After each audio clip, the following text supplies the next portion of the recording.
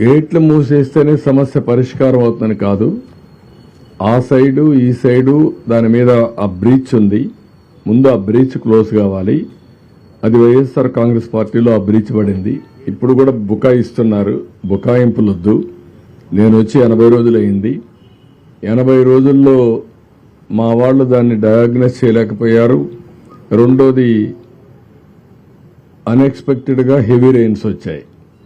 మీ మానవ ఫెయిల్యూర్. రెండో పక్కన ఇది ఇప్పుడు మాట్లాడుతున్నారు ఏదో మా మీద నెడుతుందని. ఎవరి మీద నెట్టక్కర్లా. మీరు చేసినటువంటి నిర్వాహకం ఈరోజు రాష్ట్రాన్ని వెంటాడుతూ ఉంది. ప్రజలకు అన్ని ఇబ్బందులు వచ్చాయి. ఇది ఒకటే కాదు, అడుగడుగున అడ్మినిస్ట్రేషన్ మొత్తం ఫెయిల్ అయింది. ఒక మాట చెప్పాలంటే ఒక వెంటిలేటర్ పైన పెట్టే పరిస్థితికి వచ్చారు ఈ రాష్ట్రాన్ని.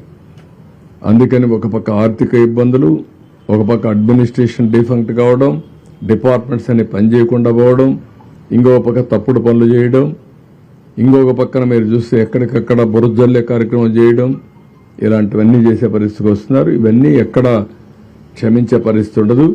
ప్రజల్లో కూడా చైతన్యం తీసుకొస్తాం. ఒకటే గుర్తుపెట్టుకోండి, రాజకీయ పార్టీకి ఉండవలసిన లక్షణాలు ఒక్క లక్షణం కూడా ఈ పార్టీకి లేదు. నేను చాలా పార్టీలు చూశాను 45 సంవత్సరాల్లో. ఏ పార్టీ ఇలాంటి పార్టీ ఉండదు.